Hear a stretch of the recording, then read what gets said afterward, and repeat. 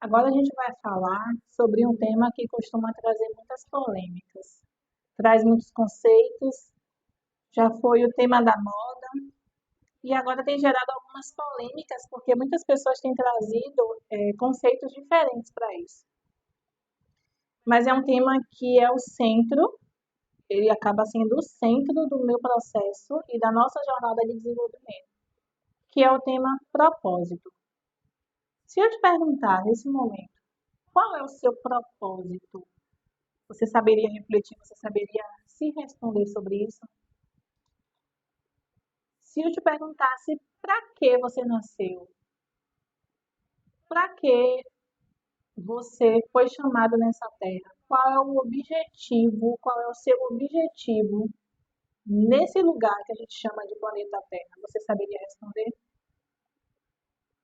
Eu respondo seguramente que 90% das pessoas a quem eu faço essa pergunta não sabem responder.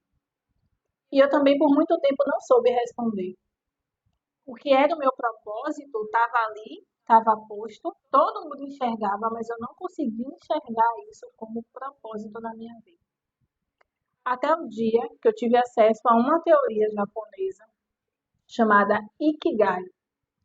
E o Ikigai é uma teoria japonesa que nos auxilia a entender que o nosso propósito sempre vai ter a ver com coisas que nós amamos fazer, coisas as quais nós podemos ser pagos para fazer. O mundo precisa disso que nós carregamos e as pessoas validam em nós como coisas que nós fazemos muito bem. E para isso existe uma ferramenta que vai estar disponibilizada para você no final desse vídeo aqui como anexo para você responder e entender e descobrir qual é o seu Ikigai. Mas fica aqui algumas dicas para a resolução dessa ferramenta. O que é que as pessoas ao seu redor dizem que você é muito bom em fazer, muito bom em fazer? Dizem, poxa, você é bom nisso, você é bom naquilo. Não necessariamente o que as pessoas dizem que você é bom em fazer, você acha que é bom, tá? Geralmente, e acontece muitas vezes, de que as pessoas dizem que nós somos bons em alguma coisa, mas a gente não reconhece isso como possibilidade de vida, como possibilidade de ganho.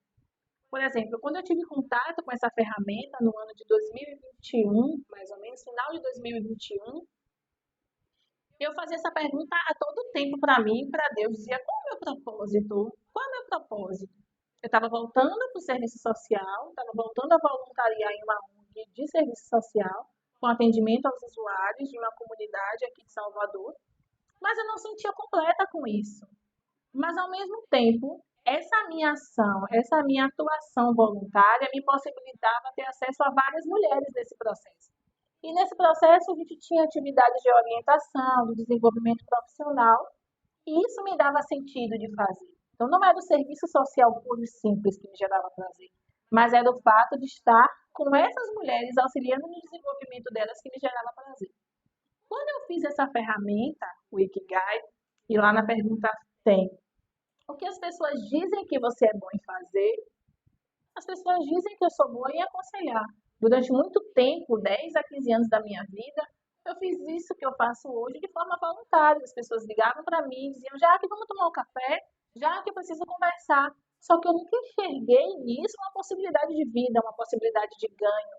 Eu achava que era apenas uma característica minha, de ser empática, de ouvir, de conseguir me colocar no lugar do outro e trazer direcionamentos que eram consistentes, que levavam em consideração a atual história de vida dessa pessoa, o que essa pessoa carregava como essência, o que ela amava fazer, mas eu não enxergava isso como uma grande coisa, eu achava que era só parte de mim. E uma outra pergunta que essa ferramenta traz, não com essas palavras, mas eu quero que você pense sobre isso, é o que você faria pelo resto da sua vida te geraria felicidade e prazer, mesmo que para isso você não recebesse nenhum real? Qual é a atividade que você faria de graça para o resto da vida e você seria plenamente feliz com essa atividade? Essa resposta aponta para o seu propósito de vida.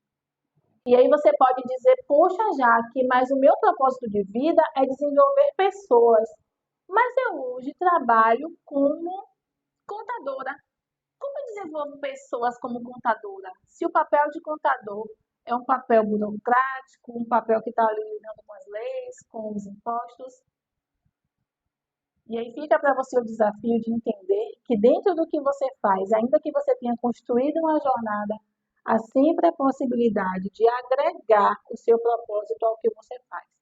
E se nesse momento não é possível agregar o que você faz ao seu propósito de vida, é possível traçar um plano para que esse propósito seja exercido, ainda que de forma voluntária, para que gere prazer, satisfação e que mantenha você, pelo tempo que for preciso, vivendo daquilo que você faz.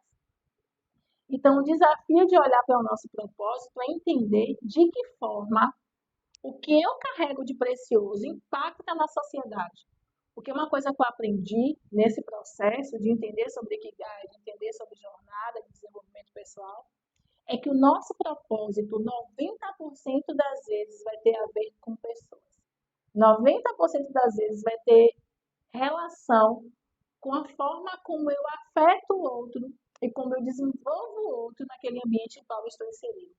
Seja pelo meio da educação, seja pelo meio da formação, seja pelo meio do acolhimento, seja pelo meio da escuta qualificada, seja pela forma de sentar e ensinar uma matéria que talvez seja um desafio para alguém aprender, mas eu consigo ensinar de uma forma prática. Então, quando a gente olha para isso, que vem com a gente desde muito pequena, desde sempre, na verdade, a gente consegue enxergar para que de fato eu vim nessa terra, para que de fato eu vim nesse mundo. Porque a gente chega, eu acredito que a gente chega com um propósito estabelecido. E ele vai ser moldado, ele vai ser desenhado, ele vai ser reforçado pelas experiências da nossa vida. Mas para que a gente exerça ele e seja feliz exercendo, vai depender do quanto a gente se dedica a parar, se concentrar, olhar para dentro, olhar para o ambiente, olhar para as pessoas com as quais a gente se relaciona e de que forma a gente tem contribuído no desenvolvimento dessas pessoas. O meu desejo é para que você, com essa ferramenta, assim como foi para a minha vida, seja despertada e consiga viver plena e feliz com o propósito que você nasceu para ser. Tem um autor que eu gosto muito e ele diz, Bruno Gimenez, ele fala assim: o seu propósito é ser o que você nasceu para ser. Então, parafraseando Gimenez, eu digo: seja o que você nasceu para ser. E seja plena, seja pleno, seja feliz, sendo o que você nasceu para ser. Agregando ao que você faz ou construindo um plano para viver somente daquilo que você nasceu para ser. Esse é o meu desejo.